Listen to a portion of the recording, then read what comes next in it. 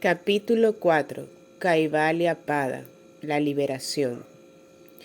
Se denomina Yoga Kaivalya y trata de la liberación. La mayor parte es una reflexión sobre lo que ya se ha dicho. La liberación se refiere a la liberación de pensar que la mente y el cuerpo son el ser. Liberación de la ignorancia, de no conocer la verdad.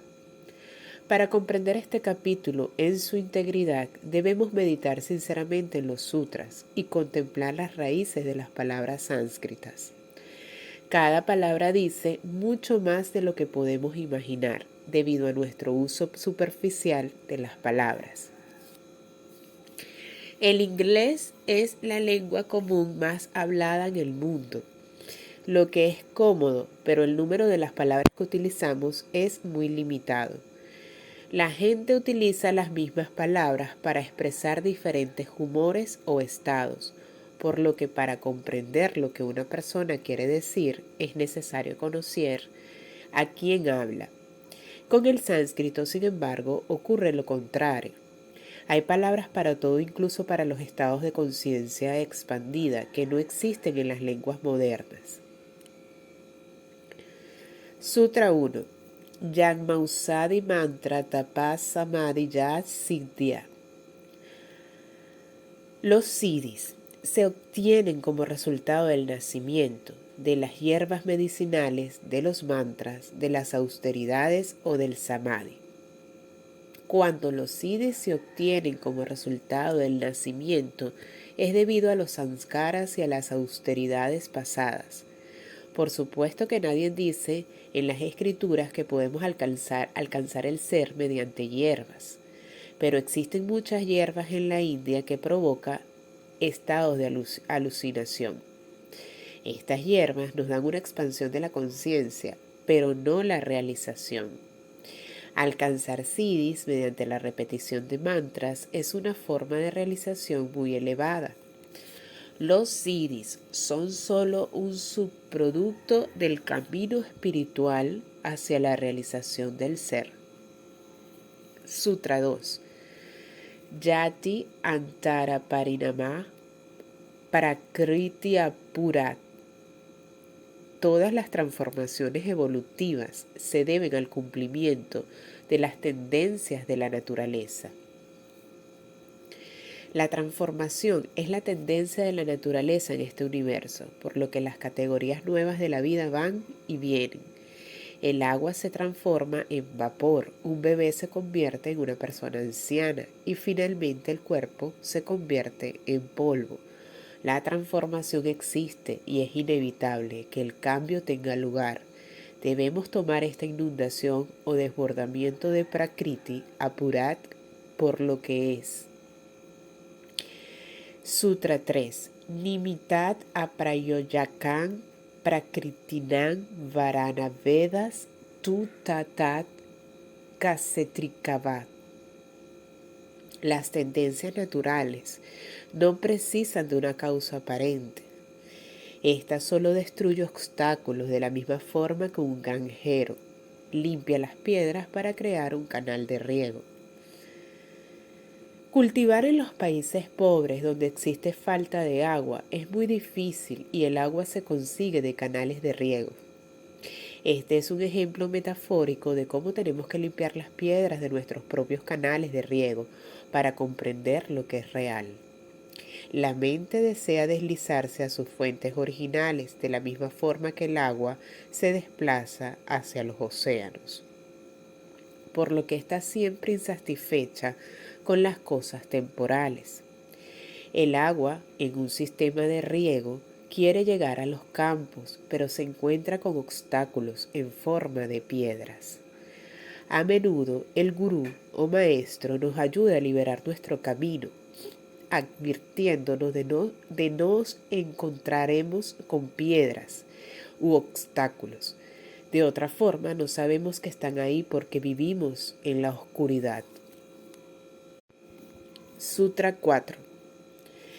Nirmana Shitani Asmit Matrat. Las mentes son creadas solo del egotismo. La mente procede del exterior del ego, o separación del ser, y debe de ser trascendida para volver al ser. Sutra 5. Pravriti vede frayoyakan shitan ekan anekesan. Aunque los anhelos de las numerosas mentes creadas varían, todas están controladas por la mente universal. Hay muchas mentes individuales, pero todas tienen el mismo origen, el Atman o ser. La mente individual considera que puede manipular todas las cosas, pero al final acaba en el caos. Ningún deseo se satisface mediante la gratificación. Tradicionalmente los yogis dicen, no pongas ghee en el fuego, lo que significa que si satisfacemos los deseos de nuestros sentidos, estos nos pedirán más y más. Un cigarrillo, 2 cigarrillos, un paquete, 2 paquetes. Sutra 6. Tatra Dhyanayam Anasayam. De entre estas, la mente nacida de Dhyana está libre de las tendencias pasadas o sankaras. En la meditación real, en sentido dhyana, los sanskaras se eliminan. Las numerosas mentes individuales que se encuentran entre nosotros son liberadas y los hábitos y actividades inútiles son erradicados. El karma solo puede ser eliminado mediante las actividades espirituales, mientras que cuando alimentamos el karma mediante la satisfacción de los sentidos, se crea agami karma. Más deseos aparecerán, habrán nuevas ideas, más individualidad de la mente y de la acción, más vritis y más sankaras. Sutra 7. Karma Sukla Krisnan Yoginas Trividan y Taresan. Para un yogi, el karma no es ni blanco ni negro. Para otros tiene 3 características. El karma puede ser positivo, negativo o neutro. Para un yogi, sin embargo, el karma no es ni bueno ni malo, solo es de la manera que es. Un cuchillo está hecho para cortar. Cuando un cuchillo corta una manzana decimos, es bueno, y cuando un cuchillo corta la garganta de alguien decimos, es malo. Pero para el cuchillo no existe ninguna diferencia. El cuchillo no obtiene ningún karma por cortar, pero no sucede lo mismo con la persona que lo usa. De hecho, se deduce que lo importante no es lo que se hace, sino la intención con la que se hace. Cortar es lo mismo. Si cortamos la garganta de alguien, tenemos una razón para hacerlo, ya sea la cólera o el odio. Pero el yogi está por encima de estas dualidades, porque está por encima de las acciones egoístas. Estamos hablando de un yogi evolucionado, un yogi en kaivalya, liberación. Para un yogi de esas características, ese tipo de acciones son solo movimientos de la naturaleza. Si el yogi es absolutamente altruista sobre la acción y no contempla motivaciones, él o ella no se verán afectados por esta. Esta es la acción de Arjuna en el Bhagavad Gita. Arjuna no se ve afectado por la acción de la batalla, porque no está peleando por sus propios motivos egoístas, está peleando porque es su dharma. Sutra 8. Tatas tat vipakanugunamnam eva vivyaktir vasananam. De estas 3 características del karma, se manifiesta la complacencia que corresponde a los deseos o inclinaciones. Cada persona comienza a vivir de acuerdo a su karma pasado, pranartha. Pranartha karma es el pensamiento más intenso en el momento en que salimos de nuestro cuerpo. Siembra la semilla que brotará más fácilmente de esta vida. Nacer como un profesor espiritual es un karma muy positivo. Durante este tiempo, esa persona experimentará situaciones desfavorables, pero desde el momento en que esta persona practica en un camino positivo y también es un ejemplo para otros, sus inclinaciones negativas tendrán menos posibilidades de aflorar. Por ello es tan importante que una vez seamos conscientes de nuestro karma, nos desarrollemos en un ambiente positivo. Nuestras inclinaciones se elevarán mediante las acciones positivas y el karma difícil, aunque permanecerá, no nos afectará de la misma forma, dado que el karma solo alcanza la complacencia de acuerdo a los deseos e inclinaciones de cada uno. Sutra 9. Yati de Sakala Vyavahitanam Api Anantarian Smriti Sanskarayor Ekarupatuat. Hay una sucesión inmediata, el deseo seguido de una situación kármica adecuada, que se debe a la memoria y a los sanskaras, aunque puede ser interrumpida por la clase social, el lugar y el tiempo. La ley del karma es absoluta. Nadie puede liberarnos de nuestro propio karma. El karma es una cadena que no podemos detener, una cadena de causa y efecto, que es continua de forma absoluta. Obtendremos un resultado de lo que hayamos hecho. La totalidad de la naturaleza se está reproduciendo a sí misma de forma continuada. Esto no puede detenerse, pero solo las inclinaciones adecuadas a nuestro cuerpo y condiciones momentáneas se manifiestan. Esto significa que si somos un ser humano, solo las inclinaciones humanas aflorarán, lo que no significa que estemos en posesión solamente de esas inclinaciones. Si estamos en el caso de un perro, solo las inclinaciones de esa especie pueden aparecer. Pero un perro no siempre es un perro y evolucionará en un ser superior. Un ser humano no es siempre un ser humano, puede evolucionar en un ser astral. El conocimiento cósmico está en cada uno y en todo, incluso en una piedra, incluso en algo que tiene la apariencia de estar completamente muerto. Todo tiene vida, pero esa vida puede expresarse solamente en ciertas formas. Los seres humanos tienen más posibilidades que otras especies para expresarse, pero aún así caemos en las inclinaciones antiguas y actuamos como animales en una forma humana. Esto se denomina pecado. Sutra 10. Tasan anadituan kashiso nituatuat.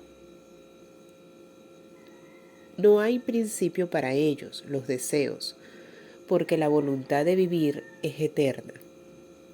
La voluntad de vivir es eterna, lo que significa que, mientras existe el deseo de vivir en una forma física, volveremos a nacer y nacer una y otra vez en forma física, porque el deseo nos ata al plano físico.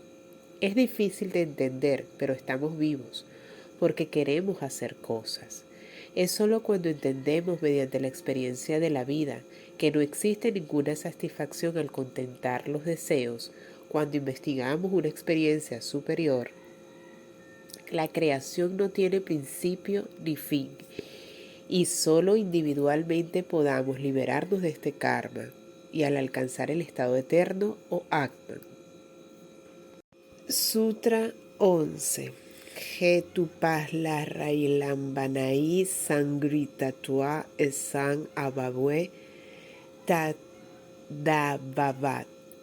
Los deseos se mantienen juntos por la causa, el efecto, la justificación y los objetos, y cuando estos últimos desaparecen, también lo hacen los deseos. Esto es evidente. El karma opera solamente cuando la causa se produce de forma reiterada. Los objetos de la causa son la ignorancia de la diferencia entre Purusha y Prakriti, el desarrollo del ego, el pensamiento de que nuestro cuerpo es más importante que el de cualquier otro, los apegos, los gustos y las antipatías y el deseo de vivir. Vivimos y hacemos cosas, y si hacemos cosas, causamos un efecto. Por ello, el karma es finalmente extirpado, la ignorancia es desterrada El karma se detiene y lo que queda es el Atman. Sutra 12. Atitanagatan suarupatu esti abha veda dharmanan. El pasado y el futuro existen en sí mismos. La diferencia de sus cualidades se debe a la variedad de trayectorias. Las diferencias en el mundo se deben a la percepción del individuo. Sutra 13. Te vyakta susma gunatmanat. Las cualidades manifestadas o no manifestadas existen en las tres gunas. Las gunas son las cualidades que podemos percibir en el mundo. La última palabra de este sutra es gunatmana, por lo que incluso la guna tiene el Atman como su primera esencia.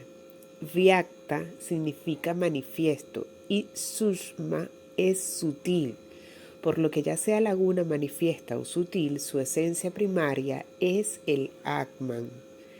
Tenemos que entender que todo viene del Atman, incluso mientras existen las tres gunas. Este es un verso muy simple, pero lleno de belleza. Sutra 14. Parinamaikatva vastu tatuan. La realidad de un objeto se debe a la singularidad en el cambio de las gunas. Todos los objetos en el plano material tienen una realidad y pueden ser identificados, porque están formados de una combinación única y propia. Un objeto puede tener un nombre porque siempre tiene la misma apariencia. Un ser humano solo puede llamarse ser humano porque siempre tiene una apariencia similar. La transformación de Prakriti siempre se repite en esta forma. Pero el objeto no solo se repite, sino que cambia, y esto es lo que nos causa dolor. Cuando un objeto cambia completamente, decimos que ya no existe nunca más. Existe, pero en una forma diferente. El agua se convierte en vapor, el barro se transforma en un recipiente, el cuerpo se convierte en polvo. Esta es la explicación de Maya, la ilusión. Sutra 15. Vastu Samye Shita Vedak Tayor Vivakta Panta. Siendo el objeto el mismo, la aparente diferencia entre dos percepciones se debe a las trayectorias separadas que siguen las distintas mentes. Hay un solo objeto en realidad, pero depende del perceptor. Sutra 16. Ña Shaika Shita Tantran Vastu Ta Apramanakan Tadakin Siat. Un objeto no depende de la mente individual, porque existe tanto si esa mente lo percibe como si no. El objeto existe incluso si no es percibido por la mente. Este es un principio lógico muy importante, porque no solo existen aquellos objetos que la mente percibe. Un avión vuela por encima de las nubes y el radar puede captar el avión a través de estas, pero si nosotros observamos, solo vemos nubes.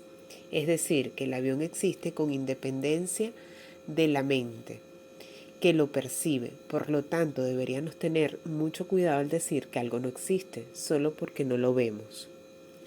Sutra 17. Tat uparagapexituat Shitasya Vastu Ñatanatan. Un objeto es conocido o desconocido para la mente, dependiendo de la condición de ésta. El cristal es transparente, pero si algún objeto se refleja en su superficie, su apariencia puede ser oscura o coloreada. Vemos las cosas de la forma que somos, no de la forma que son. Sutra 18. Sada Ñatashita Vritaya Sta Pravo Purusasya Parinamitva. Las modificaciones de la mente son conocidas siempre por el ser, debido a la naturaleza inalterable de Purusha. El alma, o Purusha, testigo eterno, está siempre con nosotros y no se modifica. Parece que la mente entiende, pero no es así, porque está atravesando constantemente las modificaciones de las gunas. Como objeto de percepción no puede convertirse en conciencia de sí misma. La mente debe sosegarse de forma intensa para que sus oscuridades desaparezcan y Purusha o el ser pueda brillar en ella. Podemos poner el ejemplo de la película y la pantalla. La pantalla es Purusha o el ser y la película que se proyecta en la pantalla es el fenómeno cambiante que oscurece o nubla la mente. La pantalla parece modificarse, pero es solo Prakriti, el fenómeno cambiante que cambia. De la misma forma en que la pantalla no se modifica, la conciencia profunda o Purusha no es modificada por Prakriti. Sutra 19. Ñata Swavasan Drishyatva. Ni tiene luz propia porque está en el dominio de la percepción. La mente no tiene luz propia, puede ser observada como un objeto, pero no puede ser fuente de conocimiento. Swami Vishnudevananda nos lo aclara con un bello ejemplo. La luna no es una fuente de luz, tan solo refleja la luz del sol. De la misma forma, la mente tiene la capacidad de reflejar, porque en la medida en que es un objeto, no puede reflejarse sobre sí misma. La mente percibe de acuerdo con sus propias modificaciones. Un día tiene percepciones positivas y otro negativas. Estoy enfermo, estoy sano, soy feliz, estoy triste. La mente se identifica constantemente con la naturaleza cambiante y no con Purusha. Si percibimos algo con la mente, solo percibimos aquello que en ese momento está en la mente. Sutra 20. Ekasamaye Kovayanavadaranam. No puede percibir dos cosas a la vez. Aunque los pensamientos se forman en un instante, solo un pensamiento existe en la mente a la vez. Tenemos una sucesión de pensamientos tan rápida que no percibimos el cambio, de la misma forma que una secuencia de imágenes inmóviles forma un dibujo animado. Para ir de un pensamiento al siguiente, viajamos a través de cientos y al final creemos que tenemos uno. Permitámonos sugerirnos que hay dos mentes y de que podemos pensar en dos cosas a la vez. Hay un conocedor y un objeto de conocimiento y ya existe una dificultad. Si la mente B analiza la mente A, la mente A es entendida. Entonces es necesario crear una mente C para analizar la mente B, por lo que la mente B es comprendida por la mente C. Entonces necesitamos crear la mente D para entender la mente C, y así hasta el infinito. A cada mente le gustaría tener también su propia memoria individual. Sería una confusión absoluta. Cada una de las funciones de la mente debe ser reducida para que la imagen del dibujo animado comience a ralentizarse. De esta forma, la confusión se reduce también.